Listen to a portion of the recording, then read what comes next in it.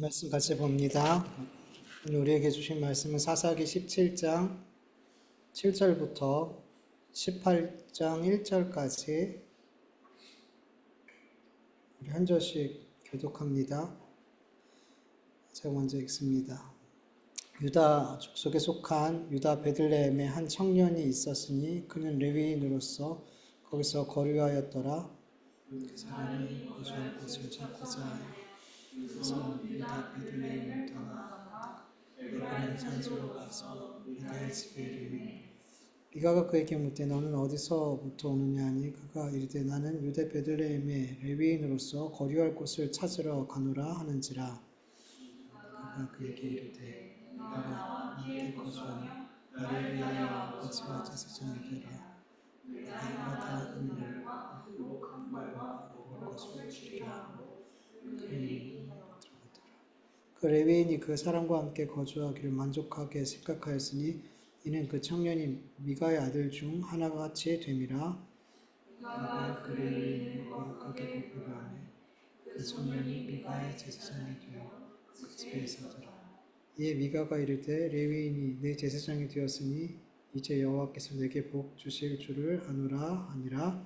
그때 이스라엘에 왕이 없었고 단 지파는 그때 거주할 기업을 땅을 구하는 중에 있으니 이는 그들이 이스라엘 지파 중에서 그때까지 기업을 분배받지 못하였습니다.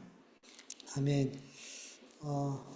오늘 본문의 말씀을 보면 레위인이 어떻게 미가의 집 제사장이 되어졌는지 그 정황을 기록하고 있어요. 7절을 보면 유다 가족에 속한 유다 베들레헴 한 청년이 있었으니 그는 레위인으로서 거기서 거류하였더라 라고 말씀하고 있어요. 미가의 집에 제사장이 된 레위인은 원래 유다 땅 베들레헴이라는 곳에 거류하고 있었어요. 그리고 지금은 에브라임 땅으로 오게 된 거죠. 그런데 레위인이 왜 자신이 있어야 될 그 성읍 베들레헴을 떠나서 왜 에브라임 땅까지 왔냐는 거죠. 이유는 어렵지 않아요. 레위 지파 사람들은 이스라엘 지파가 하나님 앞에 드리는 11조를 그것을 받아서 생계를 유지하던 사람들이에요. 하나님께서는 이스라엘 사람들에게 가나안 땅을 정복하게 되었을 때 모든 지파에게 땅을 분배해 주셨을 때 레위 지파에게는 그 어떤 땅도 기업도 주시지 않았죠. 그 이유가 뭐예요? 하나님께서 그들의 기업이 되어 주신다고 약속하셨기 때문에 레위 지파에게는 땅을 분배하지 않았어요. 그리고 이스라엘 땅에서 이렇게 흩어져서 지내게 했던 거죠. 그리고 하나님께서는 레위 사람들이 있는 그 어떤 지파든 그 지역에서 살 때 그 사람들이 하나님 앞에 드리는 11조로 그 사람들이 먹고 살게 했더라는 거죠. 민수기 18장 20절에서 21절 세 번역으로 보면 주님께서 아론에게 말씀하셨다. 너는 그들의 땅에서는 아무런 유산도 없다. 그들과 더불어 함께 나눌 목이 너에겐 없다. 이스라엘 자손 가운데서 내가 받을 목, 내가 차지할 유산은 바로 나다. 나는 레위 자손에게는 이스라엘 안에서 바치는 열의 하나를 모두 그들이 받을 유산으로 준다.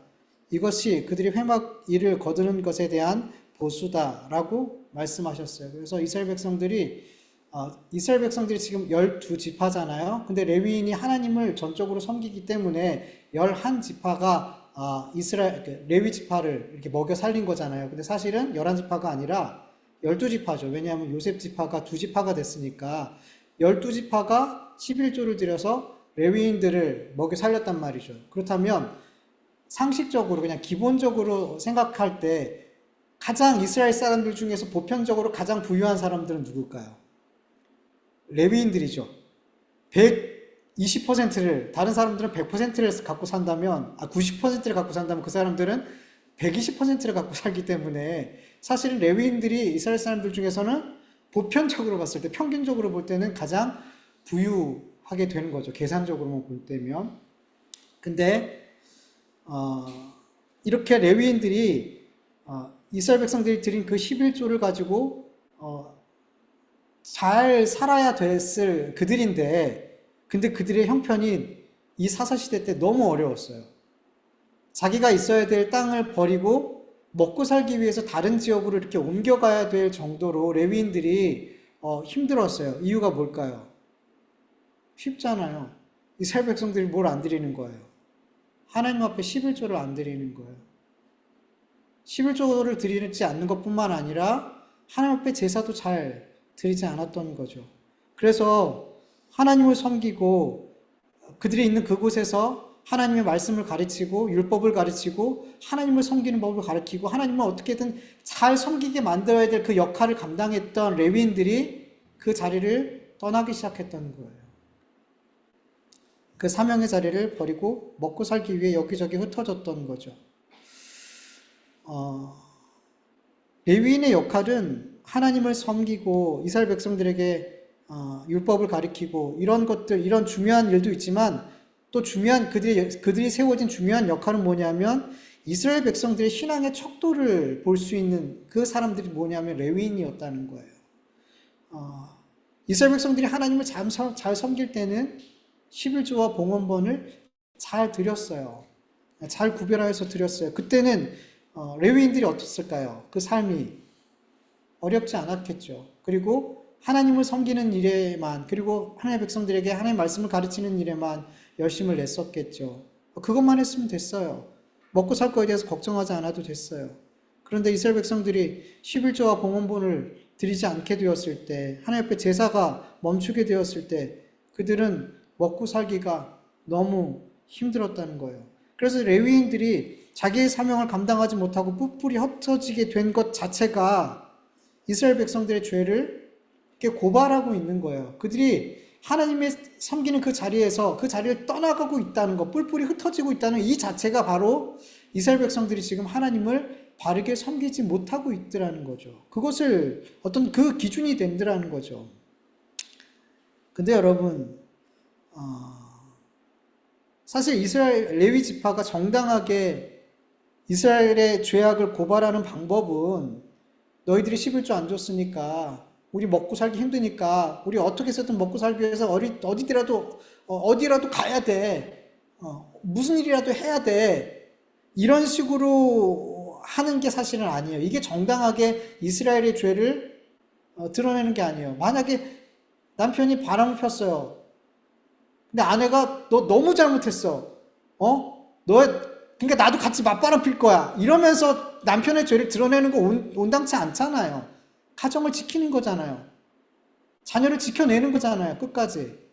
그래서 그 남편의 죄가 더 남편의 죄가 죄되게 만드는 거잖아요. 그렇게 고발하는 게 맞단 말이죠. 근데 이스라엘 백성들 너희가 11조 안 드리니까 우리가 먹고 살 길 없으니까 우리가 할 일 안 할 거야. 그리고 뿔뿔이 흩어지는 건 이스라엘 백성들의 죄가 드러나는 건 맞는데 정당하게 고발하는 건 아니란 말이죠. 레위인들이 이스라엘 백성들의 그 죄를 분명하게 그리고 정당하게 고발하는 것은 하나님을 기업으로 삼고 있는 그들이 하나님을 의지해서 이스라엘 백성들이 11조를 제대로 드리지 않고 봉헌물을 제대로 드리지 않을지라도 그래서 그들의 삶이 궁핍하고 힘들고 자꾸 삶 자체가 그냥 고민되는 삶으로 몰려가더라도 어떡하는 거예요?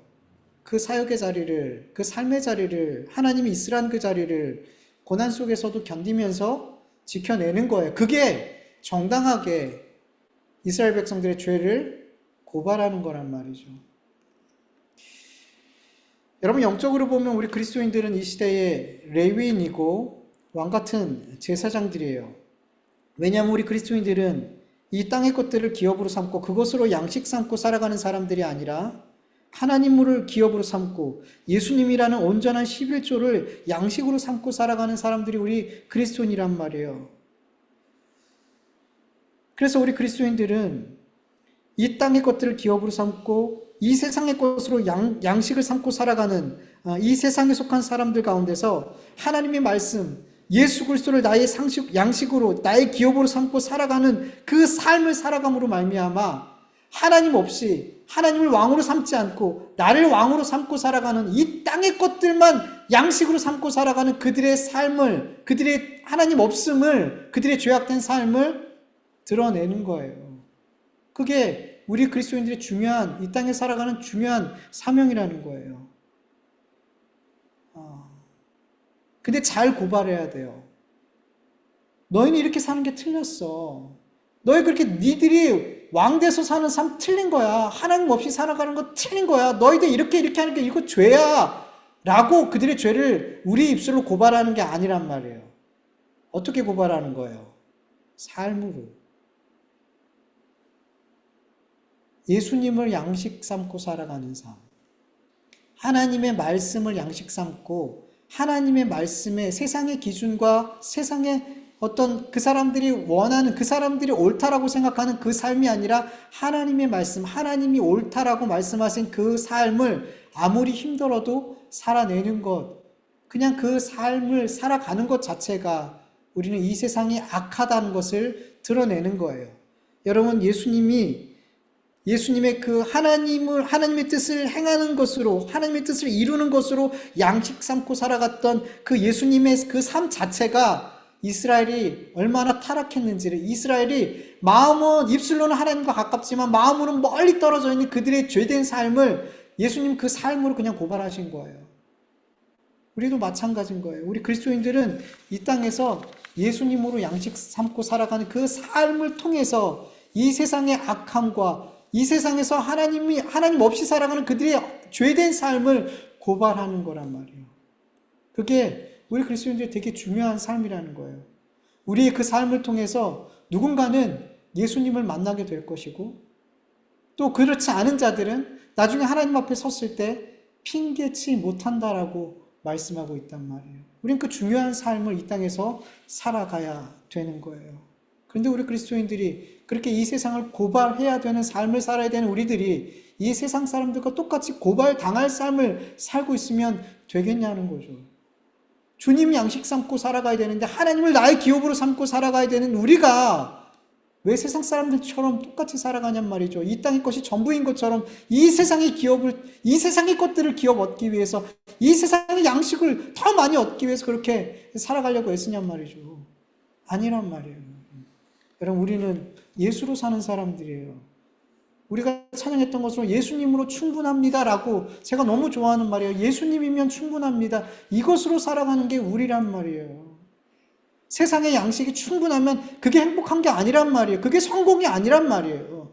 내 안에 예수로 충분하면 그게 성공한 삶이고 그게 진짜 복되고 행복한 삶임을 믿으시길 축원합니다. 우린 그 삶을 통해서 세상을 고발하는 자들이에요.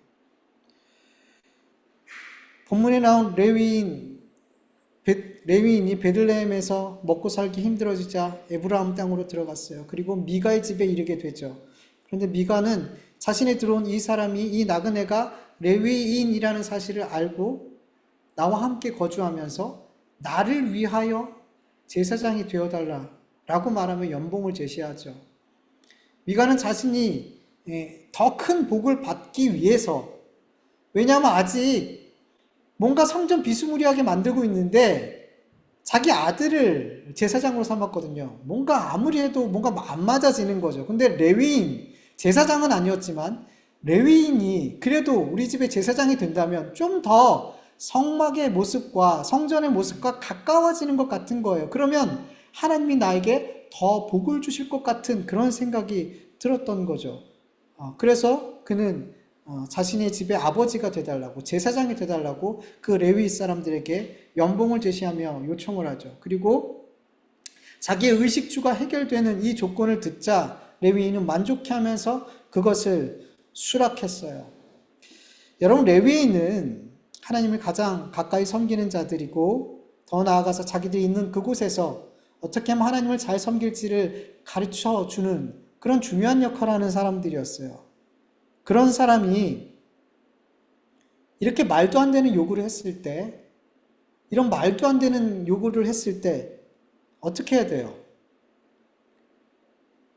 아니요, 그래야죠. 저는 레위인이지 제사장은 아니에요. 그리고 어떻게 하나님을 섬기는 제가 당신만을 위해서 이렇게 섬길 수가 있습니까? 이거는 하나님의 뜻이 아니에요. 이거는 잘못된 거예요. 라고 거절하면서 바른 것을 가르쳐줘야 되는 것이 레위인인데, 그는 자기의 가장 큰 문제인 의식주 문제가 해결되자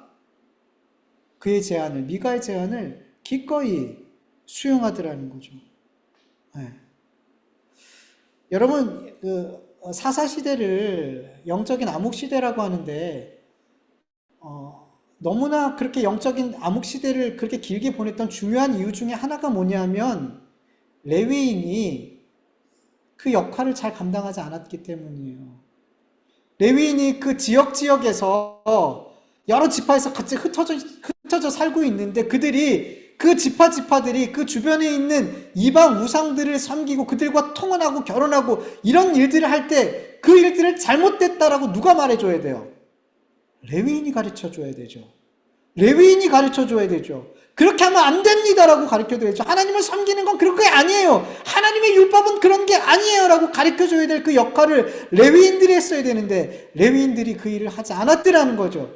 그리고 사사기를 보면 이 다음에 보면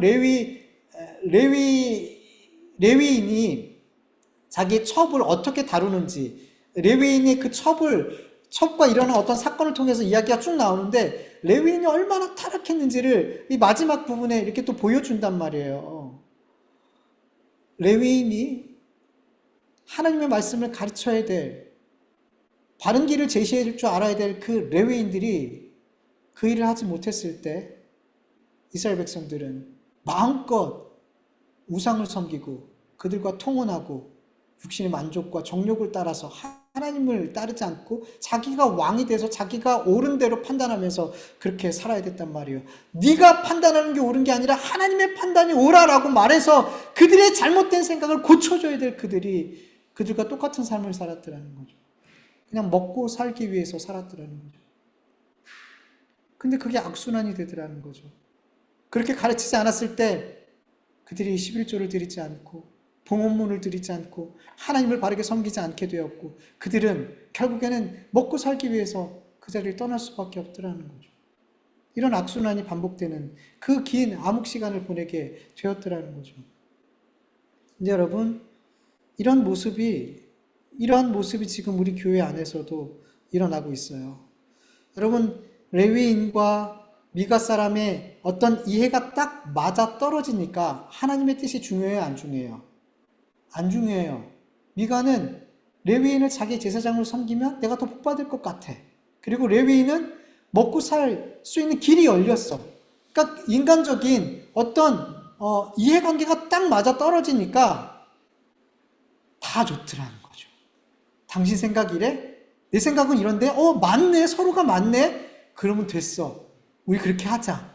그렇게 결정해버리더라는 거죠. 근데 하나님은 이 일에 찬성하실까요? 반대하실까요? 하나님의 이해관계에는 맞지가 않아요. 이 사람들의 이해관계는 맞을 수 있어도 하나님과는 맞지 않는단 말이에요. 그들은 지금 하나님 앞에 불법을 행하고 있단 말이에요. 여러분, 이런 일들이 교회 안에 자꾸 일어나고 있어요. 여러분, 오늘도 이렇게 신문을 보니까 참 목회자들이 먹고 살기가 어려워요. 부목회자들도 참 부목사님들도 참 먹고 살기가 어렵다 그러고 어떤 분들은 투잡도 모자라서 어떤 담임 목사님은 작은 교회 개척 목사님이겠죠. 2가지 3가지 일을 하면서 그렇게 생계를 유지해 가고 또 어디 조사해 보니까 목회자들이 목회일 말고 다른 일들을 갖고 일을 하면서 목회를 하는 거에 대해서 어떻게 생각하냐 해서 목사님들이 거의 50% 가까이 찬성을 하고 전 더 충격적인 건 성도님들도 50% 가까이를 찬성하더라는 거죠. 전 그게 사실 더 충격적이었어요. 목사님들이 사실은 생계를 유지하기 위해서 아내와 자식을 굶길 수 없잖아요. 그래서 이 목회로는 안 되니까 일을 할 수밖에 없는 상황이잖아요.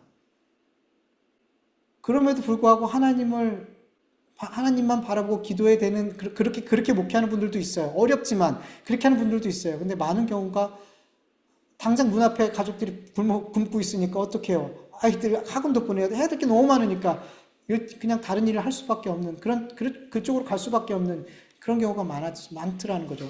실질적으로. 근데 성도님들이 50% 가까이가 그렇게 해도 괜찮다라고 말하는 게 저는 더 충격적이었어요, 사실은.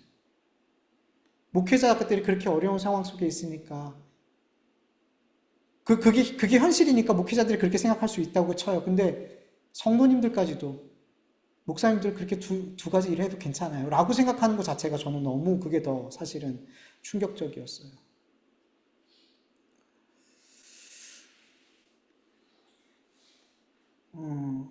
여러분, 교회가 자꾸만 목회자와 성도들의 이해관계가 맞아 떨어지면 그게 옳은 것이 돼버리면 안 된다는 거예요.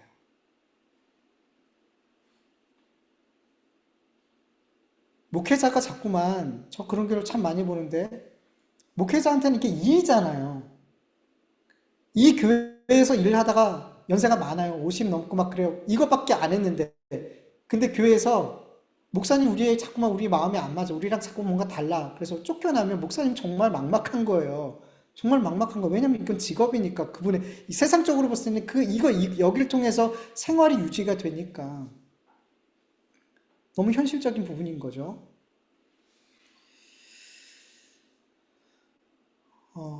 그래서 많은 목회자들이 사명이 있고 이게 옳아, 하나님 앞에 이렇게 생각하는 게 옳아라고 생각하는 목사님들도 자꾸 타협을 하게 돼요. 성도님들이 원하는 방향, 성도님들이 말하는 어떤 그 결정들에 대해서 무시할 수가 없고, 물론 무시해도 안 되겠죠. 근데 틀려, 옳지 않아, 하나님의 뜻과 아니고 성경적이지도 않고 복음적이지도 않아. 그런 것들이 많은 성도들이 근데 그런 걸 원해. 그러면 어떻게 해야 돼요? 이걸 바르게 가르쳐야 될 그게 목회자의 일인데, 그러면 목회자들이 공격을 당하거나 심한 경우에는 교회에서 쫓겨나는 일들이 일어나니까 어떻게 해요? 타협을 하는 거예요. 서로의 생각을 절충하는 거예요. 그렇게 해서 서로의 이해관계를 자꾸 맞춰가는 거예요. 그리고 나서 어떤 결정을 하고, 그리고 이 결정은 누구의 뜻이다라고 얘기해요. 하나님의 뜻이다. 하나님의 뜻이다. 성도와 목회자가 서로 만족한 결론을 내면, 잘 조율이 되면 이거는 괜찮은 거야. 하나님의 뜻이야. 여러분, 이건 너무 무서운 거예요. 너무 무서운 일이에요. 여러분, 이건 잘못하면 교회가 아니라 미가의 집이 될 수 있어요. 미가의 집이 어떻게 성막이라고 부를 수 있어요. 혹 성막의 모든 조건을 비슷하게 갖췄다 할지, 거의 비슷하게 갖췄다 할지라도 그거는 성막이 아니에요. 그냥 신당이에요. 우상을 섬기는 신당이란 말이에요. 여러분, 교회가 성도들끼리, 목회자와 성도들끼리 좀 의견이 다르고 때로는 다툴 수도 있잖아요. 그리고 서로 부족한 것들이 보일 수 있잖아요. 서로 실수할 수 있잖아요. 그렇다고 교회가 아니다라고 말하지 않아요. 그러나 목회자와 성도가 미가와 레위인 같은 관계를 계속 유지하고 있다면 그거는 교회라고 말하기가 어려워요. 그건 미가의 집에 가깝단 말이에요. 이건 다른 거란 말이에요. 이건 다른 문제란 말이에요. 우리가 교회가 또 되게 경계해야 되는 것은, 교회 공동체 안에서 다수의 의견이 맞아 떨어진다고 해서 그것이 하나님의 뜻이라고 생각하는 건 정말 위험한 거예요. 교회 안에서 다수결 투표를 해서 어떤 결정을 했을 때 이건 하나님의 뜻이야 라고 결정 내리면, 이게 그렇게 받아들여지면 정말 위험한 거예요, 여러분. 여러분, 교회는 서로의 의견을 조율하고 타협해서 가장 많은 사람들이 만족할 만한 결정을 따르는 공동체가 아니란 말이에요. 아니에요, 여러분. 근데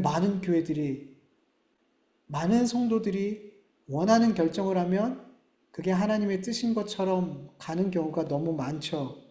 근데 교회는요, 온 성도들이 기도하면서 하나님의 뜻이 무엇인지 치열하게 물으면서 그 일에 애쓰고 힘쓰면서 결국에는 하나님의 뜻이 무엇인지를 분별해 가면서 공동체가 함께 그 말씀에 순종하려고 애쓰는 게 교회예요. 근데 너무 쉽게 가려고 그래요. 너무 쉬워요. 여러분, 어떤 결정을 탁 내놓고 많은 사람들이 이게 좋아요 그러면 그렇게 가버리는 건 정말 가장 쉬운 결정, 가장 쉬운 방법이에요. 근데 아니에요, 여러분. 교회는 물어야 돼요. 목회자만 묻는 게 아니에요. 온 성도들이 같이 물어야 돼요. 묻고 하나님의 뜻을 묻고 치열한 그 과정 속에, 묻는 그 치열한 과정 속에서 하나님의 뜻이 오롯이 이렇게 드러나게 됐을 때 그 뜻이 목회자의 마음에 들지 않아도, 성도들의 마음에 들지 않아도, 누구의 마음에 들어서가 아니라 그게 하나님의 뜻이라는 게 이게 오롯이 드러나게 됐을 때 성도들이 내 뜻과 달라도 순종하면서 가는 거예요. 그게 교회예요. 많은 사람이 만족한다고 그게 하나님의 뜻인 것이냐? 가게 되는 게 아니란 말이에요. 어려운 길을 가야 돼요, 우리는.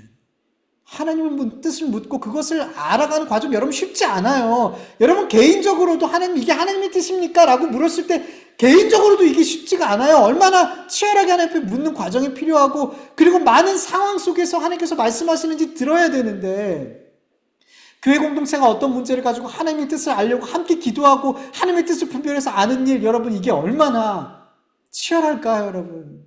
얼마나 쉽지 않은 과정이에요. 근데 교회는 그렇게 해야 된단 말이에요. 하나님의 뜻이 무엇인지 알려고 기도하며 치열한 과정 속에서 오롯이 하나님의 뜻이 발견되어질 그때까지 그렇게 고민하고 기도해야 된단 말이죠. 근데 너무 쉽게 가요. 저는 오히려 많은 성도들이 이게 옳아요 라고 선택한 그게 전 더 문제라고 생각해요. 더 잘못된 결정으로 가는 확률이 전 더 높다고 생각해요. 왜냐하면 우리의 생각은 항상 하나님의 뜻과 반대되는 경우가 너무 많아요. 그 결정 앞에 누구의 하나님의 뜻이 정말 생각이 하나님의 뜻이 먼저였을까 아니면 내 보여지는 내 생각과 내 오름이 먼저 들어갈까요? 그 결정에 그 한 표에 내 생각 내가 옳다라고 생각하는 그것에 표를 던진단 말이죠. 정말 치열하게 기도하면서 하나님이 이게 뭘까요? 정말 하나님의 뜻이 뭘까요? 하면서 표를 던지는 것이 아니라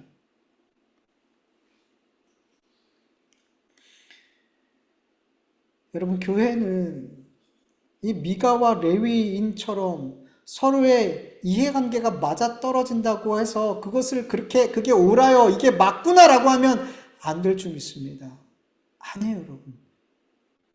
여러분 그렇게 해서 교회가 자꾸 사람들의 의견을 조율하고 타협해서 결국 많은 사람이 흡족할 만한 결정을 따르고 이것을 하나님의 뜻처럼 생각한다면 도대체 교회의 머리는 교회의 주인은 누구냔 말이죠. 누가 교회의 주인이냐는 거죠.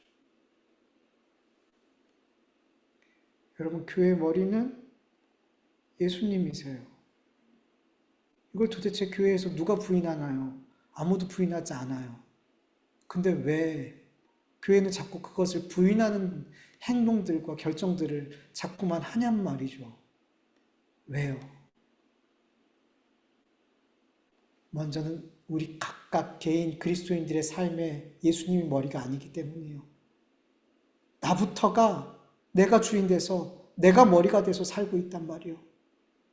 그 사람들 한 사람 한 사람 한 사람들이 모여서 교회 안에서 결국에는 예수님이 머리가 아닌 자신들이 머리가 되는 교회를 만들더라는 거죠. 여러분 교회의 머리가 되는 것 정말 중요한 것 중에 하나가 뭐냐면 내가 먼저 우리 그리스도인 한 사람 한 사람의 삶에 먼저 예수님이 머리가 되어야 돼요. 그래야지 그 사람들이 교회 안에서도 예수님이 원하시는 결정을 하려고 그런 결정들을 하려고 애쓴단 말이에요. 1절 말씀을 다시 보면 오늘 본문 1절 18장 1절을 보면 그때 왕이 없었고 사사기에서 계속 반복해서 나오는 말씀이잖아요. 17장에서도 이 말씀이 동일하게 나왔는데 오늘도 또 그때 왕이 없었고 라는 말씀이 등장해요. 그러니까 사사기에서 사사시대에 일어나고 있는 수많은 많은 삶의 문제들, 신앙의 문제들은 다 왕이 없었기 때문이에요. 예수님이 이스라엘 백성들 그 한 사람 한 사람의 그리고 그 나라의 왕으로 세워져 있지 않기 때문인 거예요. 여러분 요한복음을 보면 빌라도가 어떻게 해서든 예수님을 살려주려고 그래요. 근데 결국 이스라엘 지도자들의 목소리가 빌라도를 이기죠. 빌라도를 두 손 들게 만든 이스라엘 지도자들의 마지막 외침이 뭔지 알아요? 정확히 말하면 대제사장들의 외침이 뭐냐 하면 가이사 외에는 우리에게 왕이 없습니다. 이 말을 탁 빌라도가 듣고 예수님을 십자가에 못 박으라고 내어줘요. 요한복음에 보면. 사사시대나 예수님이 오신 시대나 지금 교회 시대나 가장 큰 문제는 하나님을 섬기는 자들, 하나님의 백성이라고 하는 자들에게 하나님이 왕이 아니라는 거예요. 여전히 내가 왕이고 이 세상의 것들을 왕처럼 섬긴다는 거죠. 이게 정말 결정적인 순간에 나오게 되어 있어요. 내가 누구를 왕으로 섬기고 있는지, 정말 결정적인 순간순간에 나와요. 우리 이렇게 보면 몰라요. 우리 그냥 우리 교회 안에서 이렇게 보면 그냥 다 신앙생활 잘하는 것 같고 그래요. 근데 정말 결정적인 순간순간마다 교회가 그리스도인들이 정말 누굴 왕으로 섬기고 있는지가 나오게 된단 말이죠. 여러분, 우리가 일상에서 하나님을 나의 왕으로, 나의 주인으로 섬기지 않으면서 결정적인 순간에 하나님을 나의 왕으로 섬기는, 나의 주인으로 섬기는 그런 결정들이 나올 수 있을까요? 결코 그럴 수 없어요. 결코 그렇게 되지 않아요. 그래서 여러분, 우리 그리스도인들이 정말 중요한 순간순간에 하나님이 나의 왕 되심과 주 되심 결정을 한다면 그 사람은 어떤 삶을 살았을까요? 그의 일상에서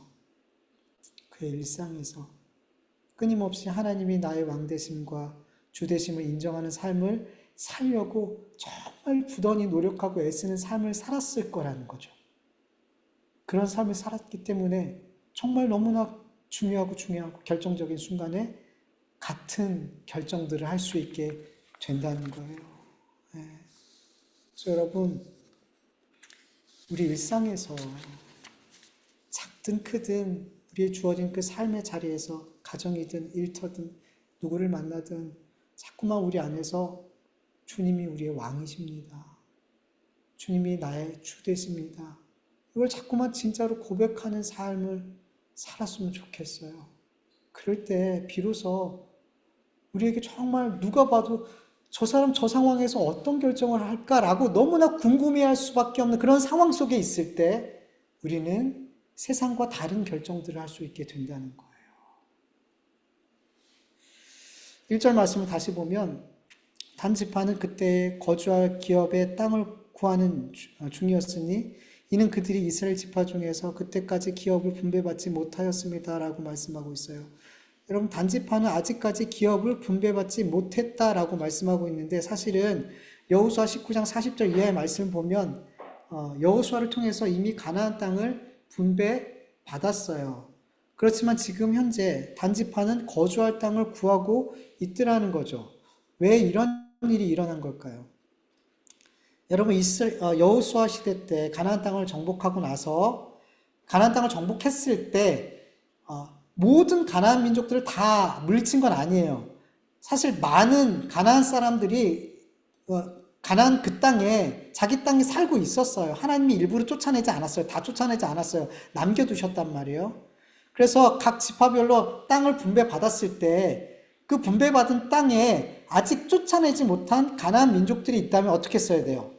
각 지파별로, 이제는 각 지파별로 자기가 받은 그 지파 안에 있는 그 이방 민족들을, 가나안 민족들과 싸워서 그들을 쫓아냈어야 됐어요. 그래서 이스라엘 사람들이 가나안 땅을 결국은 정복을 했지만 아직 남아있는 그 이방 민족들, 가나안 민족들과 계속해서 싸움을 했단 말이에요. 지파별로.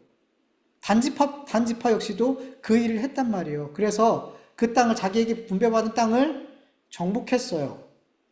그리고 더 큰 땅을 얻었어요. 자기에게 분배받은 땅보다 더 많은 땅을 얻었다라고 성경은 기록하고 있어요. 여호수아서 19장 47절을 보면 그런데 단 자손의 경계는 더 확장되었으니 이는 단 자손이 올라가서 레겜과 싸워 그것을 점령하여 칼날로 치고 그것을 차지하여 거기에 거주하였습니다. 그들은 조상 단의 이름을 따서 레셈을 단이라 하였더라. 그들에게 정해진 경계가 있었는데 그들은 그 경계보다 더 많은 가나안 사람과 전쟁을 해서 더 많은 경계를 얻었단 말이에요. 단은 유다 지파 다음으로 이스라엘 백성들 중에 군사가 많은 지파였어요. 되게 강한 지파였어요. 그래가지고 그들은 그렇게 자기들이 분배받은 땅보다 더 많은 땅을 사실은 초반에 얻었단 말이에요. 그런데 오늘 보니까 그들은 거주할 땅을 찾아서 헤매고 있었어요. 어떻게 된 걸까요? 초반에는 그들은 많은 땅을 얻었어요. 분배받은 땅을 차지했어요. 그런데 사사시대 점점 시간이 지나면서 그들은 어떻게 됐냐면 가나안 이방 민족들에게 밀려나기 시작했어요.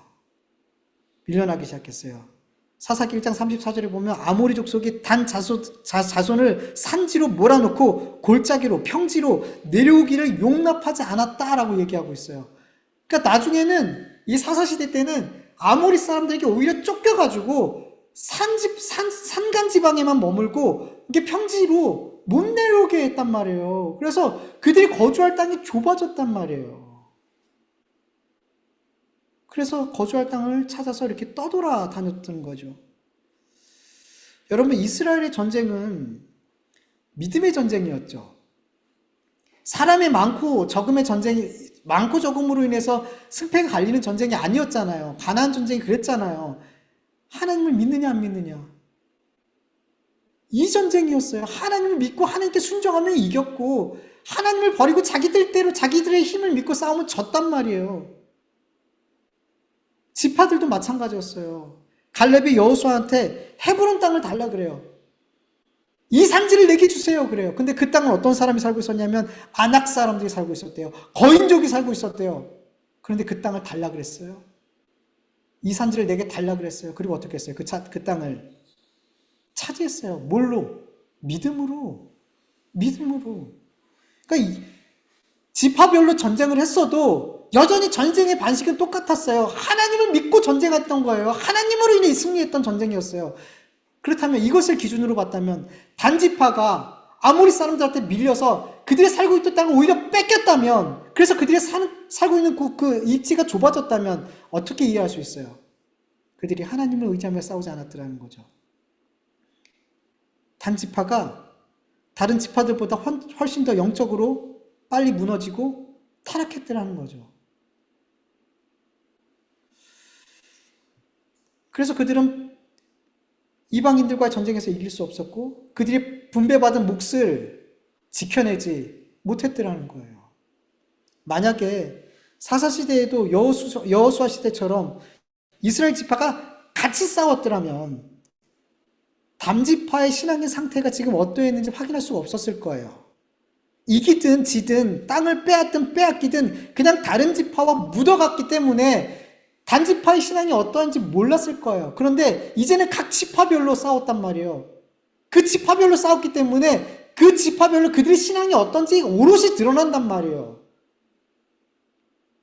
근데 단지파는 다른 지파들과 달리 더 빨리 영적으로 급속하게 무너졌더라는 거죠. 그게 확인이 되더라는 거죠. 여러분, 교회도 그래요. 교회 안에서 성도들이 함께 사역할 때, 함께 감당할 때 나에게도 하나님을 믿는 믿음이 있고 나에게도 헌신의 삶이 있고 하나님을 향한 순종의 삶이 있고 또 성령의 열매들이 있는 것처럼 보여요. 우리 성도들이 같이 막 어떤 교회에서 사역을 하면 막 나에게 믿음이 있고 막 열매들이 있는 것 같이 보여져요. 근데 여러분, 교회에서 일어난 어떤 열매들, 교회에서 내가 어떤 신앙생활하는 그 모습을 가지고 그것을 나의 신앙의 척도로 삼으면 안 돼요, 여러분. 진짜 신앙, 내 신앙의 진짜 모습은 언제 나타나는 줄 아세요? 내 가정에서, 내 일터에서. 각계전투할 때, 그때 내 영적인 상태가 정확하게 드러나요. 교회 안에서 함께 사역할 때는 나도 믿음이 있는 것처럼 보여져요. 나도 대단한 일을 하는 것처럼 교회가 막 큰 일 막 하면 나도 그 안에서 뭔가 동참하고 있기 때문에 나도 큰 일을 하는 것 같고 내 믿음이 막 그런 것 같아요. 그래서 큰 교회 선호하는 분들이 그런 게 있어요. 우리 교회 이런 교회 이거 되게 자부심 있는 분들 많거든요. 그게 그분들의 믿음이 아니란 말이에요. 큰 교회 다니기 때문에 내가 큰 믿음이 있다 이런 거 아니란 말이에요. 착각한단 말이에요. 여러분, 다윗이 골리앗을 죽였어요. 그리고 그 전쟁에서 블레셋을 이기고 이스라엘 백성들이 이겼어요. 여러분, 이때 이 승리에서 이 다윗과 같은 믿음이 그들에게 있었어요, 없었어요? 승리했죠. 블레셋에게 싸워서 승리했죠. 근데 다윗과 같은 믿음이 그들의 믿음이냐고 말할 수 있냐는 거죠. 아니에요. 다윗의 믿음은 다윗의 믿음이고 그들의 믿음은 그들의 믿음이에요. 그들은 골리앗 앞에서 40일 동안 찍소리도 못했어요. 그게 그들의 믿음이에요. 근데 하나님이 다윗을 통해서 승리하게 하셨던 거죠. 근데 마치 그 전쟁에서 승리했다고 해서 다윗과 같은 믿음이 나에게 있어라고 말할 수 있냐는 거죠. 없다는 거예요. 그 승리를 통해서 내 믿음이 그런 믿음이야 라고 이야기할 수가 없다는 거죠. 그래서 여러분, 교회에서 어떤 일을 할 때, 교회에서 어떤 막 열매들이 일어날 때, 그게 마치 나의 열매인 것처럼, 그게 내 신앙인 것처럼, 여러분, 거기서 나의 신앙의 어떤 척도를 찾으면 돼요, 안 돼요? 큰일 나는 거예요. 큰일 나는 거예요, 그러면. 정말 우리의 신앙의 모습이, 내 신앙이 하나님 앞에 어떠한 모습인지를 보려면, 내 삶 속에서, 내 가정과 내 일터 속에서, 내가 어떤 신앙으로 살고 있는지, 그게 나의 신앙의 원래 모습이에요. 네, 그거예요. 단지파가 함께 있을 때는 몰랐어요. 근데 그들이 똑 떨어졌을 때, 그들 지파만 전쟁을 하면서 싸워야 됐을 때, 그들의 신앙이 어떠한지가 드러나더라는 거죠. 근데 너무 많은 그리스도인들이 교회 생활 안에서 또 교회의 어떤 열매로 나의 신앙은 이래라고 착각하는 경우가 너무 많아요. 아니에요. 아니에요. 그래서 자꾸만 이상한 신앙을 갖고 있는 거예요. 나는 분명히 신앙이 되게 교회 안에서 볼 땐 나는 정말 좋은 신앙을 갖고 있다고 생각했는데 내 삶은 자꾸만 그게 아니에요. 괴리감이 있어요. 너무 많은 괴리감이 있어요. 그래서 자꾸만 교회 안에서 내 신앙을 보려고 그래요. 교회에 있는 거기서 있는 모습이 내 모습이야. 거기 내 신앙이야. 아니요. 아니에요. 내 가정에서, 내 일터에서 나타나는 그 신앙이 그게 진짜 나라는 거예요. 나라는 거예요. 그래서 여러분, 우리 그리스도인들이 자꾸만 어떤 공동체 안에서 내 신앙은 이런 거야 라고 이렇게 착각하지 마시고 내 신앙의 삶 속에서 내가 하나님과의 관계가 어떠한지를 확인하고 내 신앙이 지금 어떠한 상태인지를 내 삶 속에서 내 영적인 각계정투 그 안에서 확인할 수 있는 저와 여러분 되기를 간절히 원합니다. 우리 같이 또 말씀을 기억하면서 잠시 하나님 앞에 기도드리죠.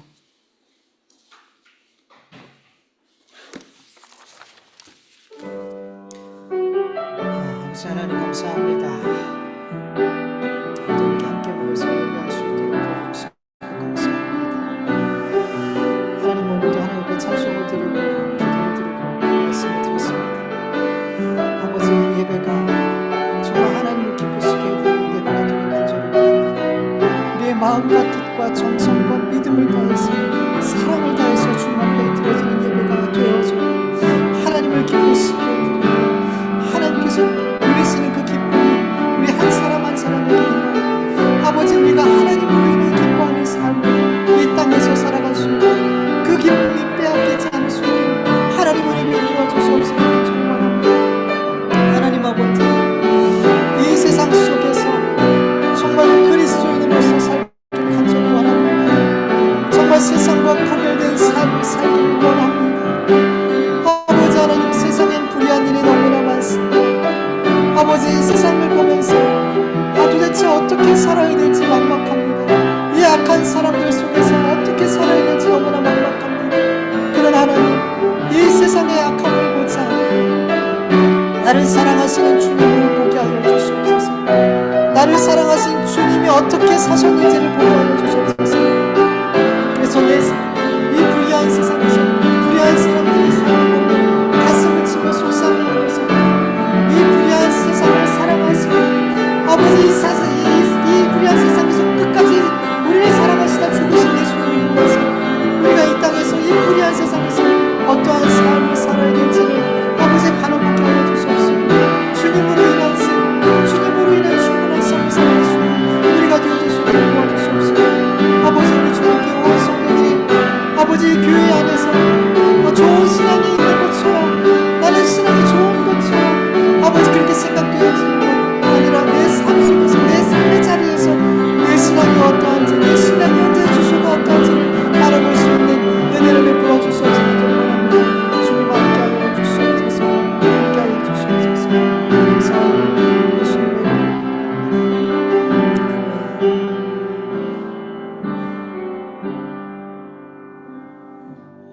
하나님 감사합니다.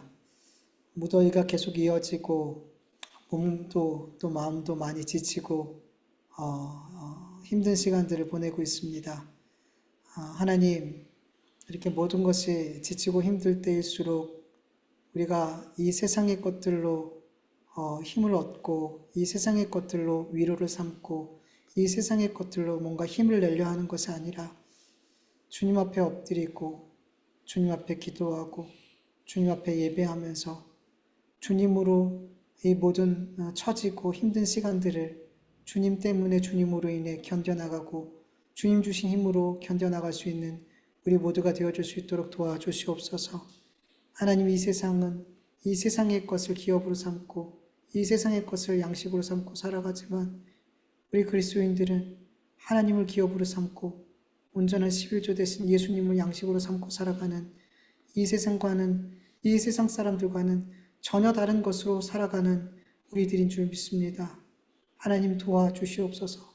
자꾸만 우리도 모르게 이 세상의 것을 기업으로 삼으려 그러고 이 세상의 것으로 양식 삼고 그것을 많이 누리는 것이 행복인 것처럼 착각하면서 우리도 모르게 그렇게 살아가고 있을 때가 많은데 하나님 돌아보게 하여 주시옵소서.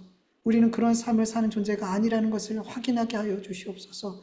예수님을 말씀을 양식 삼고 하나님의 말씀을 기준으로 살아가는 우리의 삶이 되게 하여 주셔서 하나님 없이 살아가는 사람들에게 우리의 삶이 나중에 하나님 앞에 그들이 섰을 때 그들이 변명할 것이 없는 고바람이 되어줄 수 있도록 도와주시옵시고 이렇게 하나님을 예수 그리스도를 양식 삼고 살아가는 삶을 통해 누군가가 자기들이 살아가고 있는 삶이 틀렸음을 보고 우리의 삶을 보며 이 삶이 맞다라고 생각하며 주님 앞에 나와 구원받을 수 있는 놀라운 역사들이 나타날 수 있도록 도와주시옵소서. 우리 그리스도인들이 이 세상에서 정말 중요한 역할을 하고 있는 가운데 있사오니 정말 세상과 동화돼서 아무 힘 없이 살아가는 우리 되지 않게 하여 주시옵시고 정말로 하나님께서 세워주신 아버지 이 세상의 예수 그리스도의 편지가 되고 예수 그리스도의 향기가 되고 아버지 그렇게 하나님의 자녀의 삶, 빛과 소금의 삶을 살아갈 수 있는 우리 모두가 되게 하여 주시옵소서. 세상이 너무 악합니다. 세상이 너무나 악하고 악한 사람들이 너무나 많고 금방 좋았던 사람도 금방 이해관계가 틀어지면 금방 원수지간이 되는 이런 악한 세대 속에 살고 있습니다. 이런 일들을 겪을 때마다 너무 속상하고 그들과 똑같은 마음이 들고 똑같은 생각을 하게 돼서 내가 정말 그리스도인이 맞는가라는 생각이 들기도 하고 이 불의한 세상 속에서 나도 함께 불의한 자로 살아가는 것 같아 너무 속상할 때가 많습니다.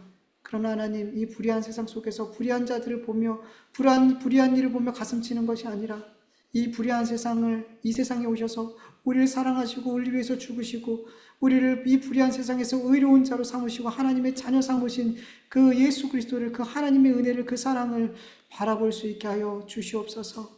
우리의 눈을 돌려 이 불의함이 아니라 하나님의 은혜와 사랑을 바라보며 이 불의한 세상에서 그 사랑을 그 은혜를 따르는 삶, 그 주님을 가신 그 길을 따르는 삶을 살아갈 수 있는 우리 모두가 되게 하여 주시옵소서.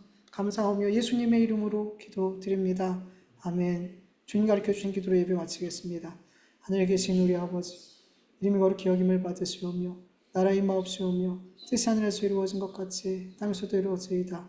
오늘날 우리에게 일용할 양식을 주옵시고 우리가 우리에게 죄진 자를 사하여 준 것 같이 우리 죄를 사하여 주옵시고 우리 시험에 들게 하지 마옵시고 다만 악에서 구하옵소서. 대개 나라와 권세와 영광이 아버지께 영원히 있사옵나이다. 아멘.